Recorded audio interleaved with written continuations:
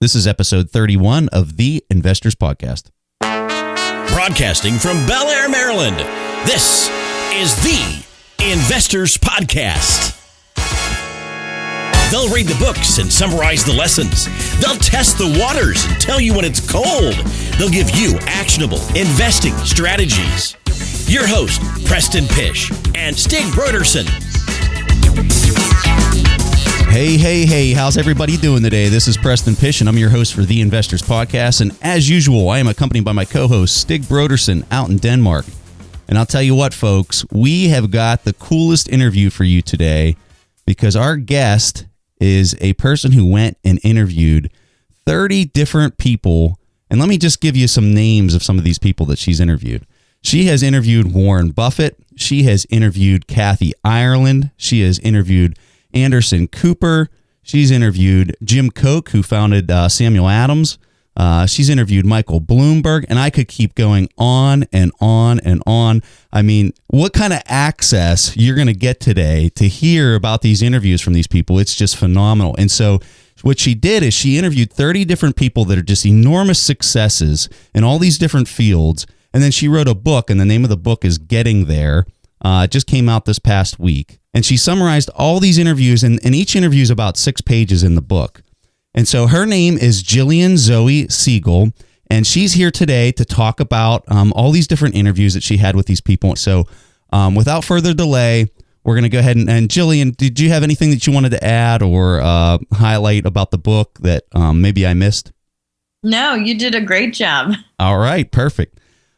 So this is just, I can't stress it enough, folks. The information that you're going to get out of this is just fantastic because she just got behind the scenes access. And really the point of the book, this is the thing that I really want to highlight, is that she talks about the idea that the path to success isn't necessarily what a lot of people think that it is. People would think that a person like Michael Bloomberg just, he came from maybe a wealthy background and all these people just naturally had this stuff handed over to them. But what she debunks in this book is she talks about that struggle and those stories for each of these people and how they broke through and the things that they did to go from just being a nobody to being, a billionaire or whatever the case might be for each one of them. And so that was what was really amazing about the book is she talks about those points, those things that they had to do in order to break through. So without further delay, we're going to go ahead and kick this off. And I'm going to take the first question, Stig. So the first one that we got here is we're going to start off with discussing Warren Buffett. So in your book, one of your main points that Warren Buffett made during your interview, was it really fun interviewing him, by the way? Was it? It was incredible to interview him. I mean, he's amazing when you can view him from a distance, but there's something really powerful about, being in his presence and being in his really down to earth office. You wouldn't believe how I guess down to earth it is. Let's talk about that. Yeah, let's talk about it. So, what's really cool, and I didn't say this in the introduction, was Gillian took all the pictures of each of the people that she interviewed. So she actually has a picture of Warren Buffett sitting on his desk in the book. Yes. So one of the things that I noticed in that picture, first and foremost, he has like this tray that's right there on his desk, and it says the too hard bin, or it says too hard. And I just found that hilarious. Was there anything else that you saw when you were in his office that was just really kind of unique? Something really unique these days, and you might not be able to notice because he's sitting on his desk, but behind him, there is no computer. That is unique. On. There's no computer. He doesn't do that. So, is he just reading the Wall Street Journal? Did you guys talk about that at all, or was it just something that you kind of noticed and were kind of floored by? It was something that I noticed. It was something that I had heard, and so I didn't bring it up. I did, but it was about 5 years ago because it took me 5 years to do this book anyway. But it was about 5 years ago that I was in his office last. And so I don't know if he uses one. I think he uses a computer to play bridge, but that's it. Yeah, we know he's a big bridge fan. I didn't know that he didn't even have a computer there on his desk, though. Yeah. Now, does he have a TV in there? Is he watching TV? I don't remember. I bet there might be. You know what? I don't remember if there was a TV or not. It's like it's a big corner office, but it's not fancy in a lot of ways. Yeah. Compared to some of the other people you interviewed, I'm sure. Compared to Leslie Moonvest's office. Yeah, but Jill, it's just one floor, isn't it? Like the headquarters of Berkshire Hathaway. Is that true? Actually, I think I was only on one floor, but I think there is another floor where there's conferences, but conference rooms and stuff. Because I remember them talking about something about photographers setting up or something. But I was scheduled for 10 to 15 minutes with him. So as soon as I walked in there, I had my camera, at my eye.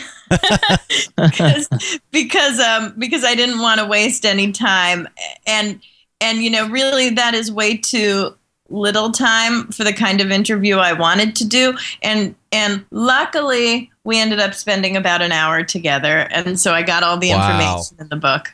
Wow. So he gave you a full hour. That's amazing.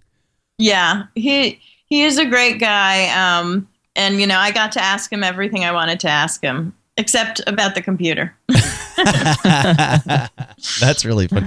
It's funny. In his shareholder letters, at the end of his shareholder letters, he always, in a passive-aggressive way, brags about how small his headquarters is. What is it? It's like 30 or 40 people, Stig? I can't remember. This is about right. It's not more. You wouldn't believe that it's one of the biggest companies in the U.S., right? When you're looking from it, from the outside at least. I don't know about the inside. Absolutely not. I actually just recently went to Bloomberg's headquarters. Yeah. That is like, out of a science fiction movie. Like, you're surprised anyone's walking. You'd expect they should all be on Segways or something.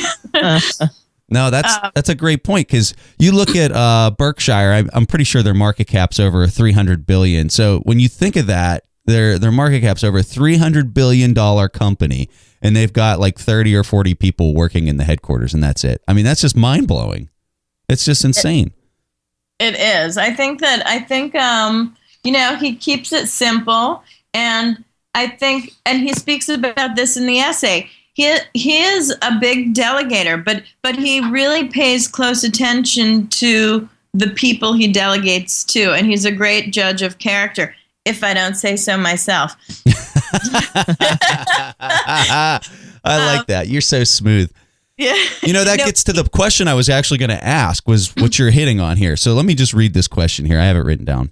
I say, in your book, one of your main points that Warren Buffett made during the interview was that most people go through life using up a very small part of their potential. He said that the people that functioned best were the ones that were efficient, opposed to the ones with the biggest engines. So based on your interview, how do you think that became so efficient? How do you think he finds these people that are so efficient? What is he really looking for that describes that?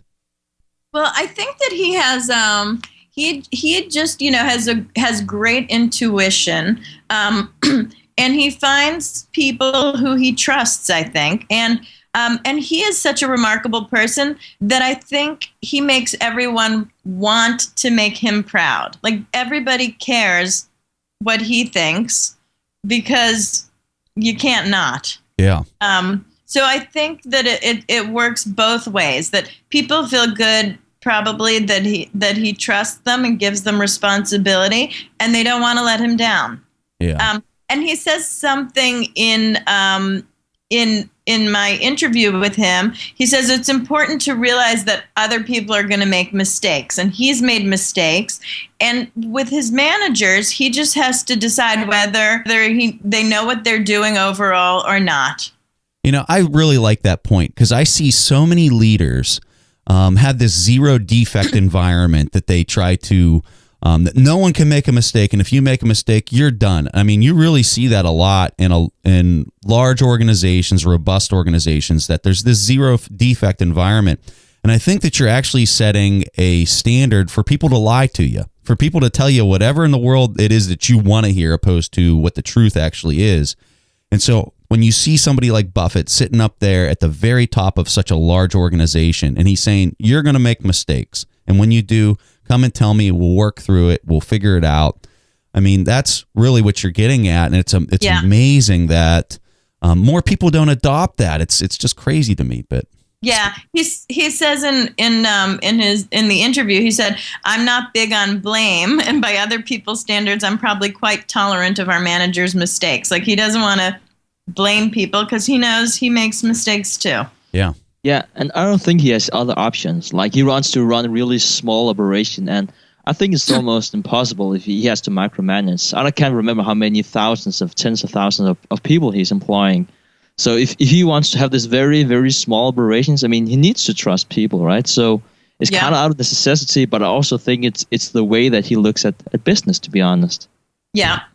Yeah, I mean, his direct companies that he operationally owns, I want to say is close to 70 businesses. I mean, that's just crazy when you think about it. And then you're not even talking about the non-operational subsidiaries like Coke and, IBM and some of those other ones that he's actively involved in, but he's not, managing because it's just a passive role. But, as you can hear, Gillian, we really geeks about Warren Buffett. Yeah, we know all the nitnoid facts. I'm with you. Yeah. That's good because originally we was actually going to interview you about Warren Buffett, and now we're just jabbing. Yeah, we're talking about what we know. Yeah, it's a bad. We're doing a bad job here. I like hearing this. Okay, let's take the next question. So I once read a story about Warren Buffett, and it was emphasizing the importance of learning to ask the right questions. So he tells a story about a person standing next to a dog and a stranger. The stranger asks the person, "Does your dog bite?" The person said, "No." So the stranger reached down and petted the dog, and the dog bit him. Alarmed, the stranger said, "I thought you said the dog doesn't bite." So the man said, "Well, that's not my dog." So, Gillian, you interviewed 30 of the most successful people, in the world, and very few of us could only dream to have access to these people. So how do you come up with the questions that you had to ask them? What's the process for preparing for the interview? Here's what I did. I looked everybody up and I prepared as well as I could. But really, I think when you're, if all I would ask them about was the stuff that was already out there, what good would that do? So I looked them up to know as much as I could, but then I made sure to ask open-ended questions so I could learn new material. And I think that's something people have to do in life. You've got to not always talk about yourself and just listen to others, because you get some great things when you do that. Absolutely. Okay, so I got a question off the cuff here. So one of the people that you interviewed was Sarah Blakely, who's the billionaire that founded Spanx. And I recently saw that you wrote an article, how you landed your interview with Warren Buffett based on some of the advice that Sarah gave you. So can you talk to our audience a little bit about that? All right. Well, first of all, Sarah Blakely is incredible. She wanted to be a lawyer her whole life. And, her whole life was geared toward that. Her father was a trial lawyer, and that's just what she wanted to do. She knew she was going to do that. Then she bombed the law school admissions test twice. She, the first time she studied, picked herself off the floor, took it again. She did 1 point worse than she did the first time. So she was not feeling too great. She ended up getting getting a job loading rides at Disney's Epcot Center. Wow. And then she spent 8 years working for a company that sold fax machines door to door. And it was during that period that she had her, aha moment. And she was trying on a pair of white pants, and she thought that it would look better if she had some kind of controlled top pantyhose underneath. The only problem was they didn't make those without the feet. So she just wanted the top. So she invented something called Spanx, which is basically footless controlled top pantyhose. It's evolved into a lot of different things since then. It's a shapewear company, but every single lady knows what this is, and every single man has been out with a lady wearing Spanx, unbeknownst to him. Every man has benefited from them. Yes. Anyway, so Sarah is such a gutsy person. Like, she started her company with her with her guts, basically. Yeah. And it was hard for her to even get a prototype of Spanx made. She would kind of camp out at the mill owners in their waiting areas because nobody would even take her call.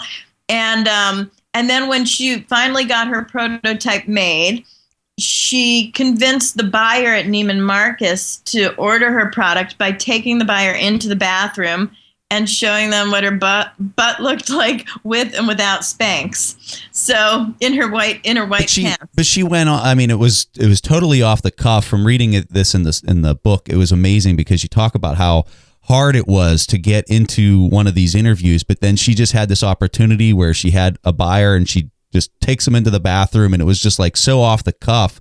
And she pulled off the move of all moves. It was just like life changing, Yes. So I was really, impressed with her and inspired by her. And I was at an event that Warren Buffett was at, and I wanted to approach him to be in my book. And I'd already been rejected by his office once. So it was a little bit, uncomfortable to go up to him. And it wasn't even like we were supposed to go up to him and all of that. So, of course, I was nervous, but I thought to myself, Sarah Blakely would do it. She would not let this opportunity pass. And I just knew if I didn't do it, I wouldn't want to face her again. And I also would feel so bad about myself. So, the least I had to do was ask. So I went up and I asked him really quickly. And basically he just said, get in touch with my office. So I had to send all of the information in, what the book was and everything. And I got in that way. So this is a story of persistence. If there's one thing to take away from the first story with Sarah Blakely and then the story with Gillian getting the interview with Warren, is it's all about being persistent. You heard her say, I already asked and I was denied. Well, so 99% of the people out there would say, well, he's inaccessible. I cannot get an interview with Warren Buffett because I tried, I asked, and they said no. But you know what? You just kept at it. And I think that's the biggest key. And I think, when you go through all the interviews in your book, that's one of the main themes that I saw was these people are persistent. They do not take no for an answer. They just keep at it. And it's a fantastic point, and it's really representative of yourself as well, Gillian. Thank you. You know what? If I had to say one, theme or one characteristic that everybody in the book has, it's the resilience. Like they get knocked down, they get back up. They get knocked down again, they get back up. And if you keep doing that enough times, one of your things is going to pay off. One of your ideas, one of your efforts, whatever it is, you just have to be resilient, and you have to know that, failure is just part of the process. And Kathy Ireland has a quote, which I just love. She says, if you're not failing, you're not trying hard enough. And it's just good to remember that when you fail. No, absolutely. Just to think, okay, I'm doing my job. I'm doing what I should. Yeah. But what about you, Gillian? Like, were you so determined that you want to have Warren Buffett in the book that you was just keep on trying until you got him on the book? Or what was your strategy for that, actually? How long can you do this? Here's the thing. You have to make a balance between being persistent, but you also have to be polite, and you also have to have, a monitor. So if you get a real no from somebody, from the real decision maker, it's not one of the gatekeepers. Exactly. Then you might take it as a no. You might wait a while, then try again, but you don't want to be an annoying person, and that's something you've got to look out for. But somebody told me very early on in the process, a friend of mine named Steve Cohen, he said, we went to college together. He said, don't take a no from someone who can't give you a yes. And what that means, I love that. Isn't that good? That is good. Yes. So, like, if you get a no from somebody's publicist or someone's assistant or whatever, don't really take that so seriously, because you don't know whether the real decision maker ever even saw your request. Like we were discussing with Warren Buffett, these people are very busy and they have to delegate. So some people screen requests for them. Mm-hmm. And it's not a scientific process. They might screen out a request that the decision maker would have said yes to. So I always say, like, if you can't get in the front door, try the back door. If that's locked, try the side door. And if that's locked, try climbing in a window. If you can't do that, then try the front door again, because someone might answer this time. But the key is there's a lot of ways to get in. And I think that's what you're really getting at with your analogy is people just try the front door. And typically that's the hardest one to get in. So, stay persistent and get creative with the way that you're going to approach it. I mean, that's awesome. If somebody's publicist says no, try calling their office, try calling a business that they run. You just have to try getting in anyway. And then really, in the end, you could only lead a horse to water. So you just have to make sure that the horse saw the water. And what I mean by that is you have to make sure that the decision maker really saw your request. And so with a lot of these subjects, I was, rejected so many times. When I finally got in, the person never knew I had even asked before. Yeah. They didn't know. That happened with Frank Gehry. I was the architect, Frank Gehry. I was rejected 4 times. 2 times on my own, 2 times via, someone who knew him. And then one day I just decided emails are free. I'll send another one just to the, the address listed on his website. And somehow I got in that way. So, and here's the real message for the audience, because I don't think everybody out there is going to be trying to write a book with, all these different celebrities in it. The key point for you who's listening to this is if, say, there's a job you want to go get, or let's say that there's something that you're really desiring and there's these gatekeepers or there's something in your way. If you're looking for investors for your business or anything, whatever it is, you need to listen to this tale and this story of her persistence to go out and just find these interviews with people that most people, to even get one interview with these people would be, somebody might try 1 to 5 times and they wouldn't get it, and then they'd just be, the whole book would be done. You've got to stay persistent and you've got to stay consistent. You got to do the same thing. You got to be very systematic in the way you do things. And if you do that time and time again, it's amazing what will come your way. And how it'll lead you to that goal that you have. So just an incredible story. I think more towards you, Gillian, than anything else. Well, to be able to land all this. The good thing is, I was doing a book on this very subject. So just every person I met kind of kept me going in the process of making the book. Every person I met, John Paul DeJoria, who's the founder of John Paul Mitchell Hair Systems and the Patron Spirits Company, the tequila company. He has an incredible story. Anyway, which we could talk about or not, but every one of these people kept me going. Yeah. So Gillian, one of the main goals for writing this book was to figure out whether success was a prerequisite for some people or whether it was an acquired personal skill set like tenacity and strength infused from experiences. So what is your conclusion based on these interviews? Well, my conclusion is that I think you are born with a certain disposition, and you're probably born with certain natural strengths and weaknesses. But if I thought that was that and your fate was sealed at birth, I wouldn't write an inspirational book like this. I think that I think you're born with the kind of skill set, and then you have to know how to reach your potential from what you're born with. And I think there's a tremendous amount that you could do, that you can learn. So it's like a nature versus nurture question. And I believe in both. And so, Warren Buffett talks about your circle of competence. And he says that you've got to do something that you're passionate about. You have to pursue something you're passionate about, but you also have to pursue something that is within your circle of competence. And what he means is that no one is good at everything, and you've got to know your strengths and weaknesses and pursue something you're skilled at. He says the most important thing in terms of your circle isn't how large it is, but it's how well you define the perimeter. And if you know where your edges are, you're way better off than someone who has a circle 5 times as large, but is very fuzzy about the borders.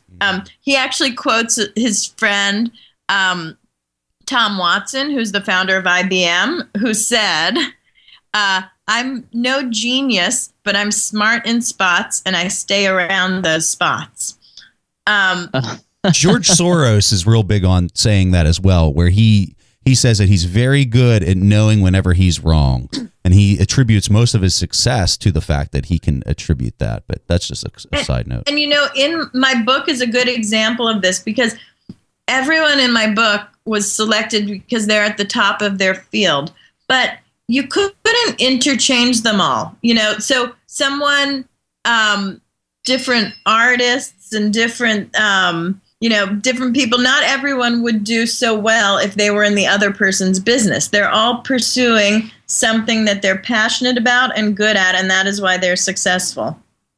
So Michael Bloomberg attributes his success to a lot of his success, not all of it, but a lot of his success to being an early riser. So he has a really funny story in your book where he's talking about coffee and tea. And can you tell that story to our audience? Because I think they'll really eat it up. Yes. Okay. Well, one thing that a lot of people don't know was that early in his career, Michael Bloomberg was fired. He worked for Salomon Brothers, and he loved it. But after 15 years there, they sold the company, they restructured, and he got the boot.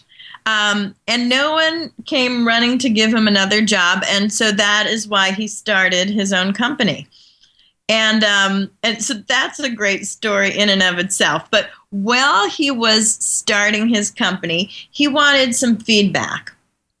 So he used to go to the coffee store across from Merrill Lynch's headquarters at 6 a.m, and he'd get a coffee with and without milk, and he'd get a tea with and without milk, and he'd put them in a tray, and then he would go roaming the halls of Merrill Lynch looking for an executive who was sitting alone reading the paper. He'd pop his head in the door, and he would say, "Hi, I brought you some coffee. Can I bend your ear?" Because he wanted feedback on his business. And he says, no one's going to kick you out if you brought them a coffee.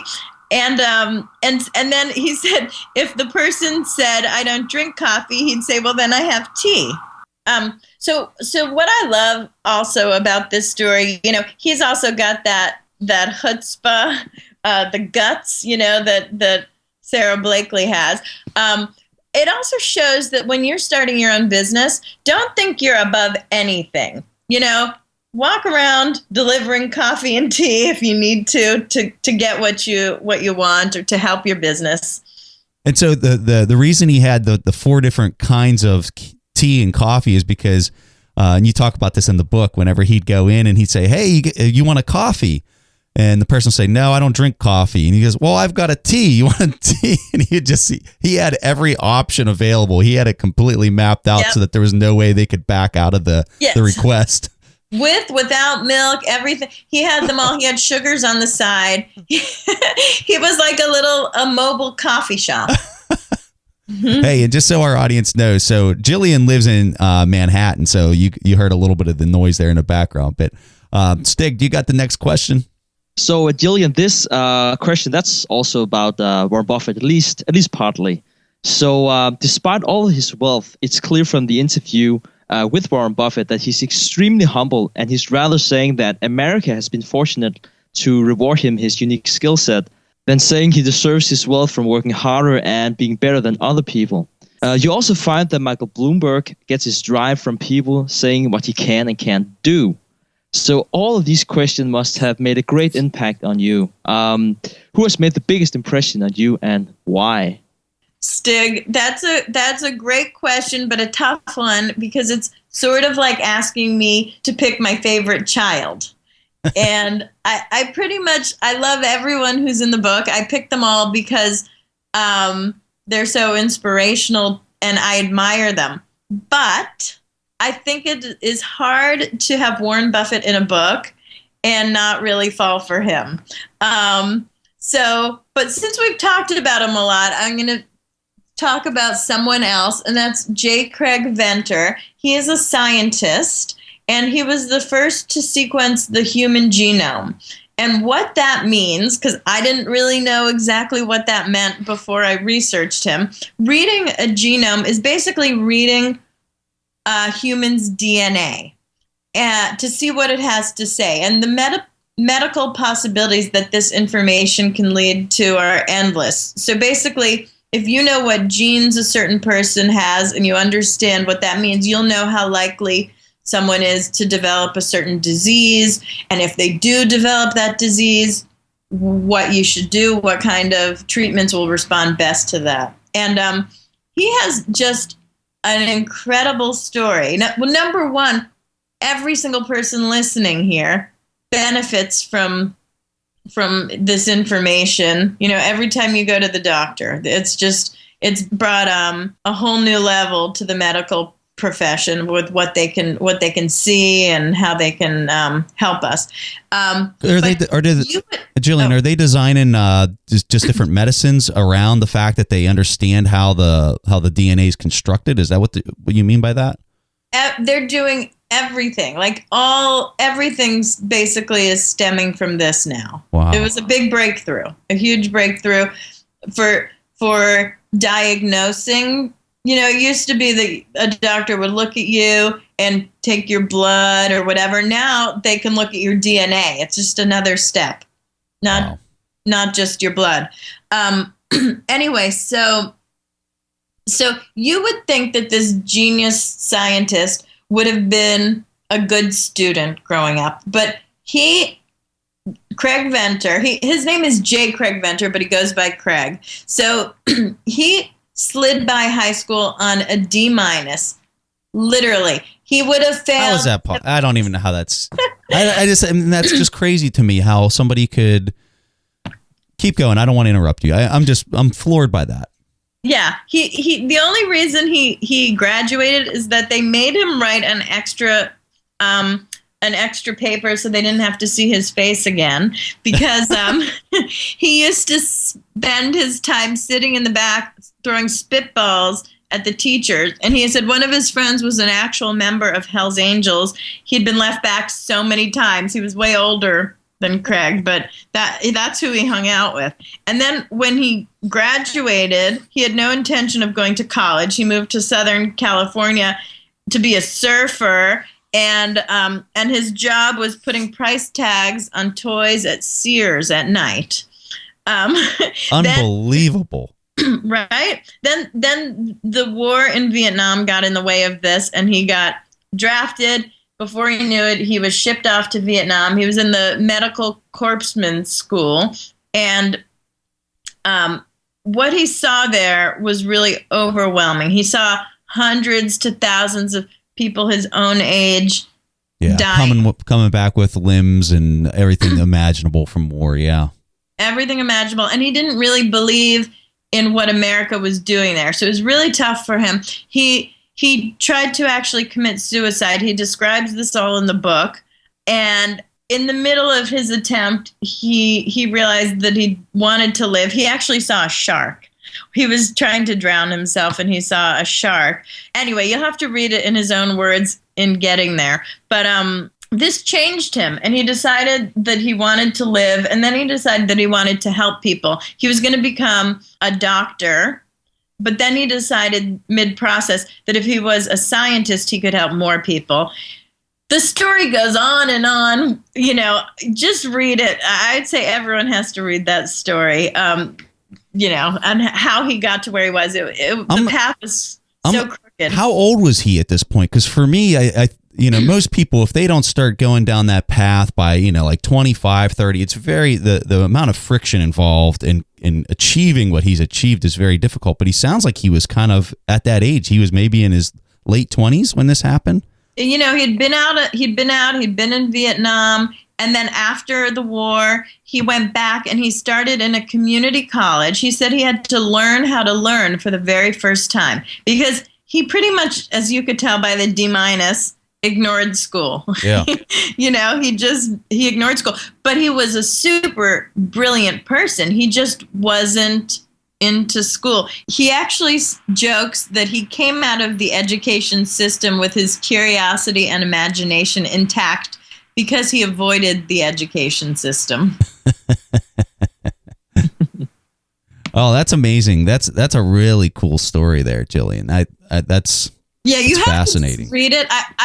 The thing is, I could talk about any one of these people for 2 hours. So I just don't want to spend the whole rest of this podcast. No, you know what? Let's transition into a different person that really, there was something that this lady said in your interview that just blew my mind, and I really liked it. And her expertise was she was a very famous artist. Her name is Marina Abramovic, and she had this quote where she had this professor in college whenever she was learning how to be an artist, and she said, "In postgraduate school, I had a special professor who told me something I will never forget. He said, if you draw with your right hand and become so skilled that you can even close your eyes and make any kind of a drawing, immediately change to your left hand." And then she said, "Repetition will kill you." Can you explain this conversation to our audience and maybe add some more context to this? Because I found this I loved this quote. This is probably one of my favorite quotes in the whole book. Here's the thing. Our world is always evolving and changing, and that's what's necessary for growth. And if you just kept doing the same thing over and over again, where would we be? We'd be back in the Stone Ages. So people have to keep doing new things. And the main thing that stops people from trying new things is the fear of failure. If an artist gets, recognition for a certain kind of art, but just does that and does that and does that and to death, that's what she's saying. It'll kill you. You just doing it. We need to evolve, and you need to not be afraid of failing to do that. And she says that sometimes she's tried things that have been terrible, that have flopped, that she's thought have been terrible. But that's just part of the process. It's a function of comfort. So a lot of people do something and they get good at it. Like it says, you're there with your right hand and you're so good at it you can close your eyes, and they get comfortable. And unfortunately for a lot of people, they lose sight of all the other things that are out there that they could potentially do and be successful at because they never try it, because they never step out of that comfort zone. Something else that I really took away from that quote, Gillian, was, and recently in my life, I've come to realize that the more vantage points that I can see something from, the more truth illuminates. And I think that with her quote there, she's talking about if you only see something from the right hand and you only do it the one way your whole life, your ability to see all the other people's vantage points on maybe that particular issue are completely blinded. It's like the curtains are closed. But whenever you have the ability to step out of your own maybe preconceived notions of what you think the truth is, and you really try to understand maybe your opponent's point of view who has a completely different opinion, and you really try to immerse yourself in their vantage point, it's amazing how much truth and light just illuminates from that. Mm-hmm. So one of the big themes in my book is that you've got to question everything, but you have to expect resistance to new ideas and approaches. And there are so many examples of this in my book. The architect Frank Gehry is in my book, and he says he was always questioning everything. And early in his career, people were not reacting well to this because people get threatened by something new and different. People are comfortable doing things the same way, and if you do something different, it's almost like it's a threat to other people's comfort, other people's way of doing things, and it takes a while to sort of get used to it. So Frank, he was called in by his architecture professor the second year of architecture school. And the guy said to him, listen, I think you should get out of this field now. You are never going to make it. Can you imagine? and then it seems like they all have a story like that. They all seem like they've had that person in their life that says, you're going to be horrible at this. You need to stop doing it. When Frank Gehry started his own practice, he was on the verge of bankruptcy for a long time. And all of his colleagues, they were all very dismissive of him, and they made fun of his work because it wasn't what they learned in school. It wasn't what architects should be doing. You know, a lot of people care about what you should be, or that's not the way we do things. Or another example is Muhammad Yunus. He grew up in Bangladesh, and the country was in a really terrible state back then. There were people dying in the streets. There was a famine, and he decided that he could help a lot of these people by lending them a tiny, tiny amount of money. It could change their lives. So he wanted to start a bank that would lend tiny amounts of money to really poor people. No one was in on this with him. They all said, say goodbye to your money. This will fail. This will fail. Well, he started this bank anyway. It's called the Grameen Bank, and he won a Nobel Peace Prize for it. And it was a success. Wow. He says that if you observe something that bothers you, you should just make your own action plan to fix it. And there are many things that are designed in the wrong way. And you shouldn't think that other people know more than you. Your theory might be right, and you can become the new expert. That's really, really beautiful. And I really love that we're talking so much about the education system, even though that seems like a lot of the most successful people apparently they just fail. I don't know if that's really motivating for students out there, but we have this saying in the education system that the good student knows the answer, but the brilliant student asks the questions.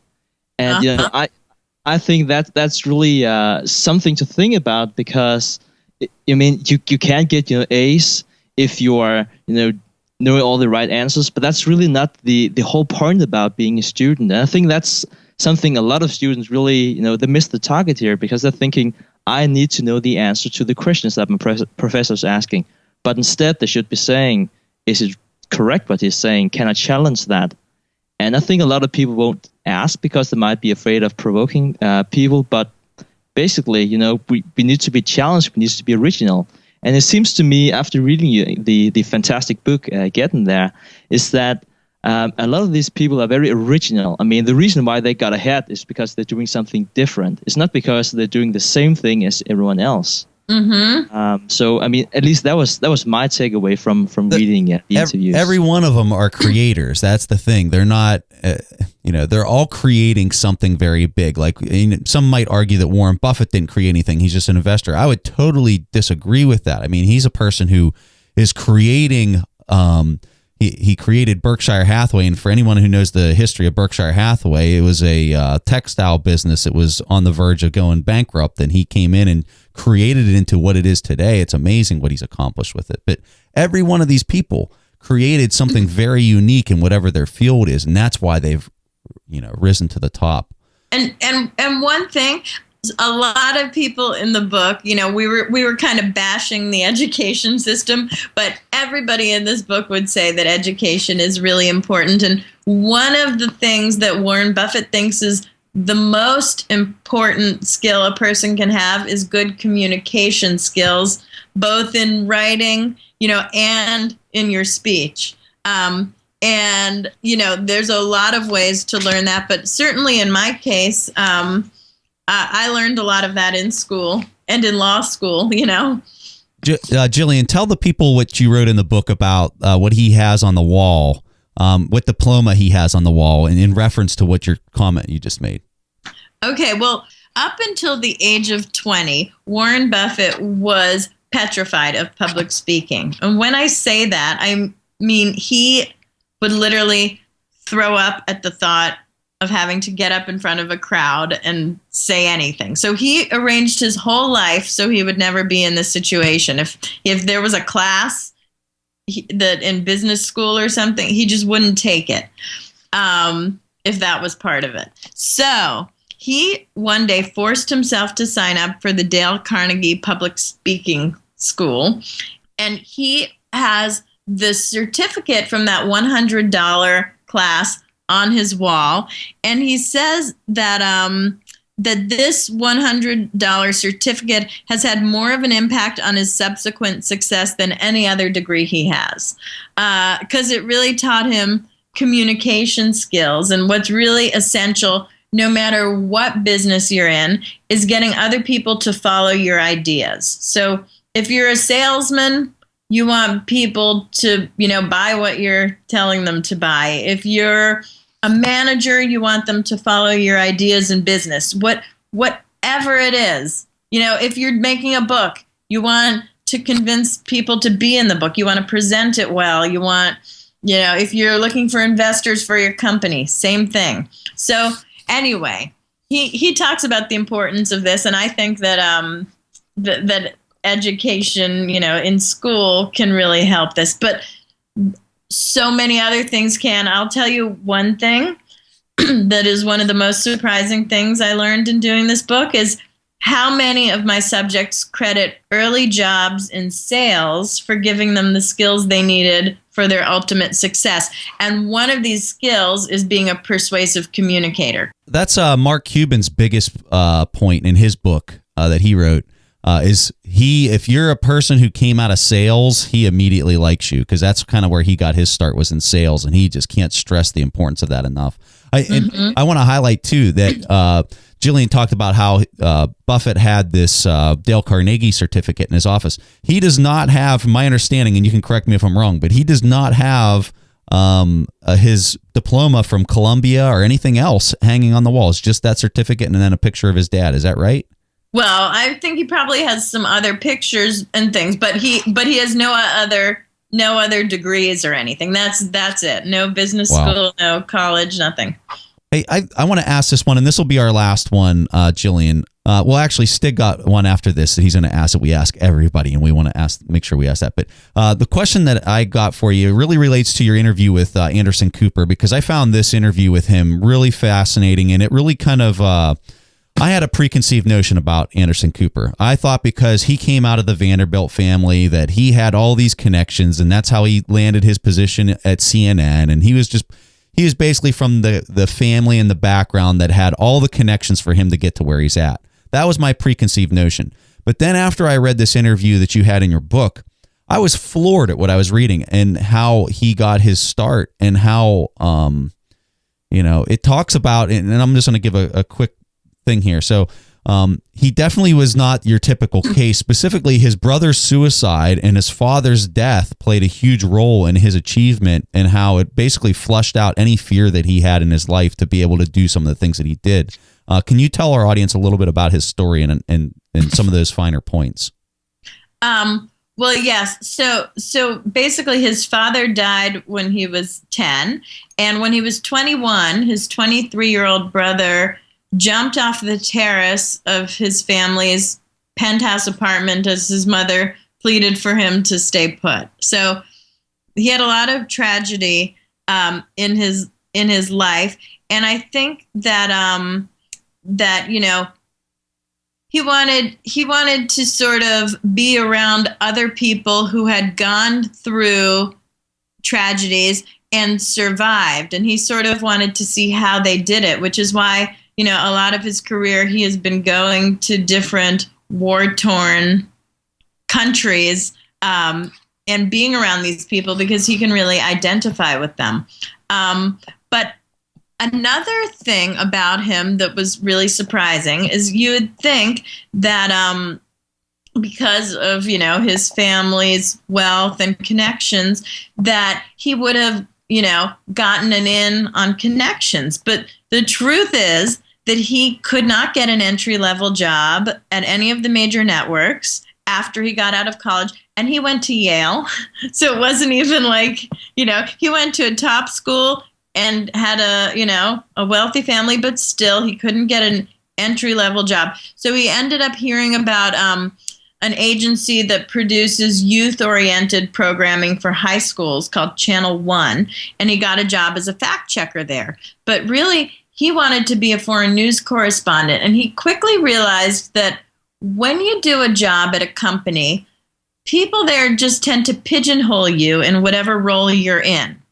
And if you want to do something different, you have to make that happen yourself. You have to either specifically, ask, and if that doesn't work, you've got to do something drastic sometimes, he says, to change people's perception of you. So what he did is he quit his job. He went overseas, lived on $5 a day, sleeping in roach-infested hotels and rooftops. And he shot his own stories, and he made them as interesting and dangerous as possible, then offered them back to Channel One for such a low price that they couldn't refuse. And that is how he broke into the business. And during this time, he wasn't on contract with this little high school news company. He just basically said, you know what? I'm not a fact checker. I am going to be on the show. And he just up and left, like basically quit his job completely, goes over there, is paying on his own dime to shoot this stuff with his own little handheld cam recorder. And then he's sending these videos back and he's saying, hey, will you buy this from me? Yes, that's exactly what he did. It was, you know what? I think that no matter what field you're in, you have to be an entrepreneur. So like everyone has to be that. If you're an artist, you have to be an artist entrepreneur. Everyone is, he's a journalist, but that doesn't mean he got in to some track and went along. He made his own path and made his own opportunities. Yeah. I think that's a really good point because, as I read all these stories, as you're saying, they're all entrepreneurs. I mean, they're doing something original, something people haven't done before. I mean, I couldn't find a place in the book where you said, so I started as an assistant and then I became associate. And then, you don't see that at all. You're right. No, that's not the story of this successful people, right? No, you've got to you have got to think your way to the top and claw your way to the top and sweat your way to the top. Yeah. I really like the point with the Anderson Cooper that you're saying is so many people get a job and they're told that they're a fact checker or they're told that they're a whatever. And if once they're told that, they kind of believe it. Maybe they still have aspirations, but the longer that they stay in that role, like if Anderson Cooper stayed in that role as a fact checker for 5 years, he might still be a fact checker today, but maybe working for a different company because he had it ingrained and beat into his head that that's what maybe some other person thought, that he was a fact checker. But if you stay in that role for too long, and you might actually start to believe that you are a fact checker, even though you might not be. And I think it's really important for people to stand up for what you think you are. And just because other people are telling you that you are a fact checker, you need to go out there and create your own destiny and push back and be mindful of the fact that the longer you stay in that role and what people are saying that you are, the more likely it is that you might become that. Yeah, and you need to just decide on your own what it is that you want and just go for it and make your own opportunities. That's right. All right, Stig, give her the final question that we give every one of our guests. Yes. So one of the questions that we always like to ask the people that we interview is what the book they like the most. So aside from your own, of course, do you have any other books that have drastically shaped your life? If so, what are they and how have they impacted you? Well, one book that I find myself thinking about a lot, and I read it years ago, it was called The Glass Castle. Have either of you read that? I have not. Okay, it's a great read, and it's by a woman named Jeanette Walls, and she grew up in such an impoverished and dysfunctional family, and she found success. So it's a memoir, but it's so inspirational, and it makes me feel like the best parent. I'm sure you are, Gillian. No, but I just think she went through that and she made she became a journalist. So Gillian, I'm gonna throw this out there, and I know that I'm probably gonna embarrass you when I do this, and I'm not just saying this because you're on the show, but this book was truly inspirational. Okay, whenever I read this book and I was going through each one of these stories. That's really what I got out of this. This was a book of inspiration as you're reading this, because each one of these enormously successful people aren't talking about all the things that they necessarily did right to get to where they're at. They talked about their struggles and their hardships and how they are so human. And I think that that's a tribute to your writing and your writing style in the book is everyone came across as so human, and you can really empathize with them, even though there are these, countless people and they're billionaires. You can really empathize with each one of these people. And it's an inspiration for me and for Stig and for anybody else that reads this to know that, hey, these people are just like me, and I can achieve at this level if I stay persistent and if I create my own business, or I'm an entrepreneur, and if I push back against what other people are telling me that I might be or not be. And so I'll tell you, for our audience, this is a book that I am heavily promoting, and I'm doing that for a reason, is because after you read this, you're going to be just so much more enlightened as to what it is that you've got to do in your life in order to take it to the next level. Whatever your ambitions are, you're going to find it in this book. So the name of the book is Getting There. We'll have a link to the book in our show notes. So if you guys can't remember, if you're driving into work or whatever, just go to our show notes. We'll have a link there where you can go to Amazon and find it. Gillian, did you have any other places that you wanted to hand people off to? A lot of people are curious about how these essays came to be. And basically, I would interview each subject, and I would take the transcript, and it was probably about 20 pages each.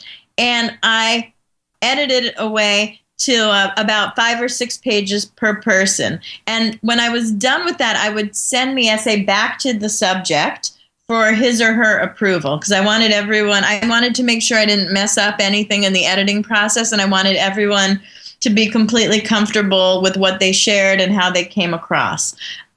So, each essay is just about 5 or 6 pages, which I like because you could pick the book up, read one, put it down. It's not a big investment. It's a great coffee table book too, because if somebody's sitting there, they can read the Warren Buffett story in not a real short amount of time, but it's just enough that you really get the essence of what he's talking about. And that's what I liked was everything's very compact, and you really get the essence of each of these people. That's what's great about it. But yeah, and perhaps what is even better, or what I would thoroughly enjoy, was the pearls. So really short paragraph at the end of each of the interviews that Gillian is making. So they would just say, so what is your takeaway advice for the reader, Warren Buffett, right? So it was really compact, and that's really suitable for a coffee table book. It is. It really is. Problem with mine is if I put it out on our coffee table, my son would probably throw it all over the place because he's 2.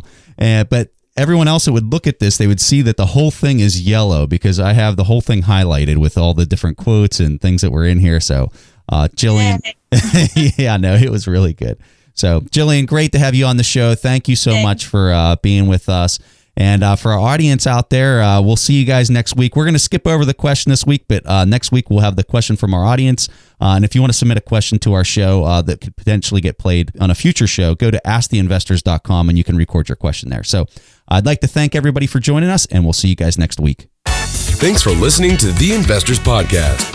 To listen to more shows or access to the tools discussed on the show, be sure to visit www.theinvestorspodcast.com. Submit your questions or request a guest appearance to the Investors Podcast by going to www.asktheinvestors.com. If your question is answered during the show, you will receive a free autographed copy of the Warren Buffett accounting book. This podcast is for entertainment purposes only. This material is copyrighted by the TIP Network and must have written approval before commercial application.